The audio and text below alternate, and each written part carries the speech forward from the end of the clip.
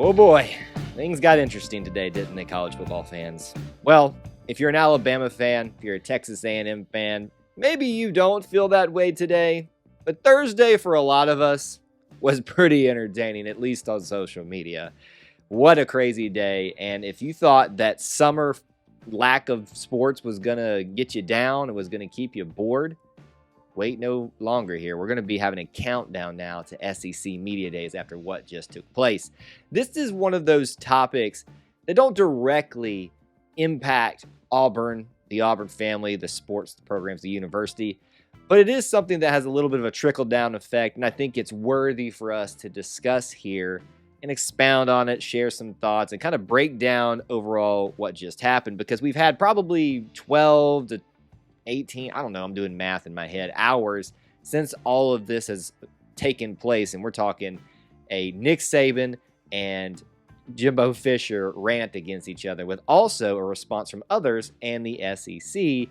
That is what we're discussing here today on Ever to Podcast. It is our video and audio mini-series where we discuss the topics that are prevalent to the Auburn family, and maybe, like today, take a little bit of an extended prevalence with the Auburn family.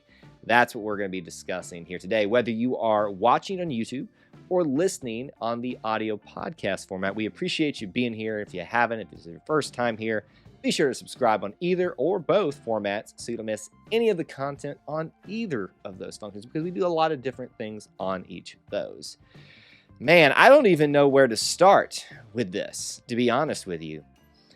I'll be up front with you. We did talk about this today on an impromptu live stream, a reaction show, and that's what those are really for. We do those sometimes for big, hardcore breaking news, just to kind of get it out there and let some of our viewers, especially on YouTube, have an initial reaction themselves, comments, questions, all that kind of stuff. So that is out there if you'd like to go take a look at that. We actually watched the video in full, courtesy of Texas A&M Athletics for the Jimbo Fisher press conference. So go check that out. But for those of you that haven't watched that yet, who maybe are like, why am I even tuning into this today, listening to this on an Auburn-centric podcast? Well, it involves our most hated rival in Alabama, and it also involves what is becoming increasingly, especially after this recruiting cycle, a more threatening potential rival down the road in Texas A&M. And the spat that they are having amongst each other, specifically the two head coaches, Nick Saban and Jimbo Fisher, throwing some other elements to this. And this was just a crazy day. It really was. It was just fascinating. Essentially what happened is, if you want me to nutshell it for you, Nick Saban, as he has previously, is accusing other schools of paying players with all the NIL uncertainty going on out there, name-dropping some schools such as Texas A&M, such as Jackson State. Why would you want to pick on Jackson State? I don't get that. That going on as well, name-dropping those. And then we had a retort on Thursday from Texas A&M head coach Jimbo Fisher, some chiming in of others on social media, which we'll get into. That is essentially what is going on, is for lack of I won't use the term, a certain contest amongst SEC coaches mainly.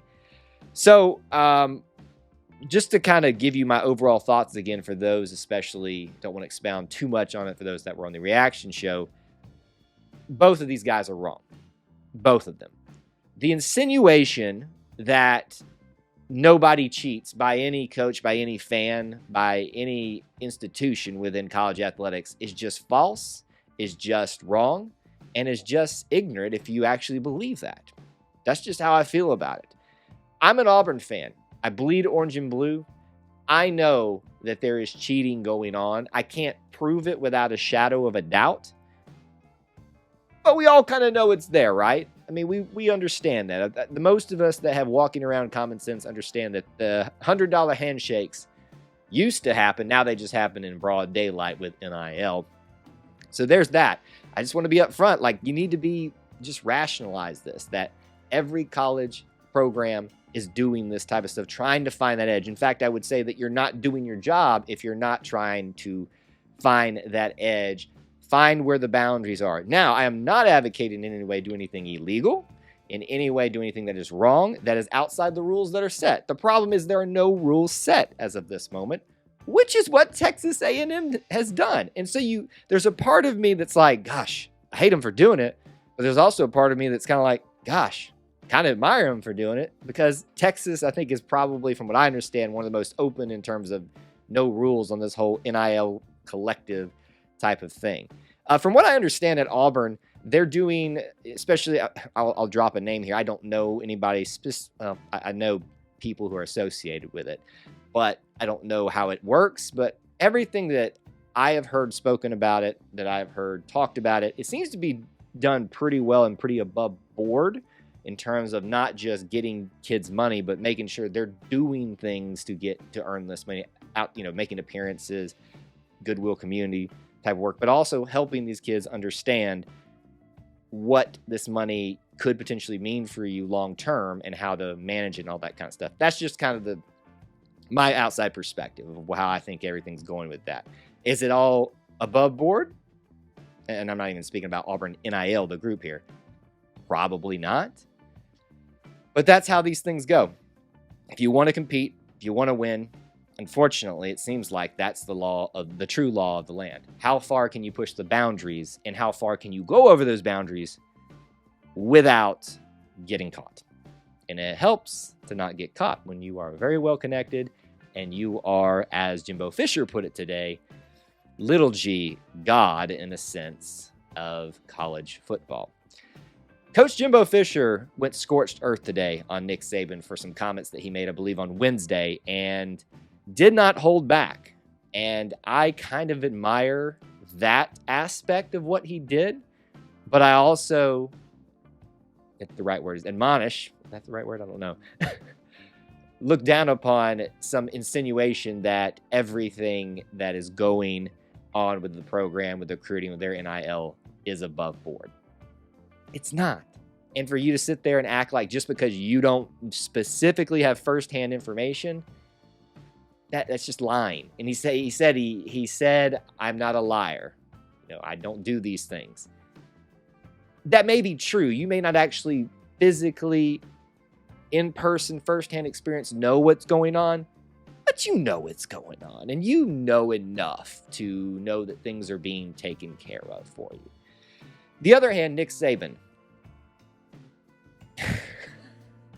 I know this doesn't mean much coming from an Auburn fan. For a guy who's got everything and wants for nothing in terms of a college football coach, legacy, championships, money, assets, athletes, you'd think you'd cry a little less. Just cry a little bit more, Nick Saban. I mean, my goodness. So that went down today, but let's address kind of what's happened since then and talk a little bit about the stuff that we didn't get to discuss on our reaction show, things that hadn't been addressed yet, and a lot of us probably felt like was coming. The SEC, since then, I guess via Greg Sankey and their social medias, put out an addressing of this, stating how they want collaboration, not confrontation, and this type of language, the standard stuff that you would see from an HR department. They did say that there is, and I forget the wording right now, but a verbal, it's essentially a verbal warning to the coaches. Now, I haven't looked exactly at the bylaws. It does state which ones they have violated, and I think it's a code of conduct type of situation, and if there's any fines or anything like that. But they have been publicly reprimanded, in a sense. And if that's all that's happened, I mean, I guess it's the first offense, the first true offense, so you don't really want to just slap it down right there and say, this is the big fine or this is the big penalty. But is that really going to do anything? And the other thing about this is with the SEC that frustrates me is, would this have happened? Would this reprimanding have happened had Jimbo Fisher not said anything? So as much as people don't like Jimbo Fisher, and I don't particularly, it's not that I don't like the dude or anything like that. I know a lot of Auburn fans have a lot of hate for him, and I understand that. I'm just kind of indifferent on him, to be honest with you. I kind of am glad he did it, because if it forced the SEC's hand, and it also puts the question out there, would you have done this if Jimbo Fisher hadn't done something in response? So this morning when I'm looking at a press conference come up, getting ready to watch it, getting ready to do a reaction show about it, I'm like, why is this even necessary? But now it makes me question, has the SEC made everybody feel that they have to do these drastic measures now to get some response in terms of handling the people in the ivory tower that is Alabama, in terms of reprimanding them, putting them on blast? I don't know. These are questions that pop into my mind when I see a sequence of things. Nick Saban has once, not probably as directly, addressed this type of NIL, cheating, paying players with all this uncertainty going on before. So maybe this second time would have required a response from the SEC office and Greg Sankey, and maybe they were going to do that. We will never know. Only Greg Sankey, only the SEC officials know exactly what they were going to do. But it sure looks suspicious. So from this point forward, we can expect to probably see a lot more measured coaches. SEC Media Days will be just hot. In terms of the anticipation for it, it really won't amount to much. The other aspect of this is hearing others' commentary. And there's aspects of this commentary that are being brought into this that I don't even think belong in this conversation. And if that goes that far with those type of things, I'm just not even going to touch it. But I want to talk about some of the more interesting things. Jackson State head coach Deion Sanders, primetime himself, took the opportunity, ever the marketeer, and got to somewhat admire him for taking every opportunity to market his school. Jumped in the fray because he was name dropped, or at least insinuated at, by Nick Saban, and spent the day addressing that, and definitely made a name for himself. Definitely got the attention of the sports world with addressing that.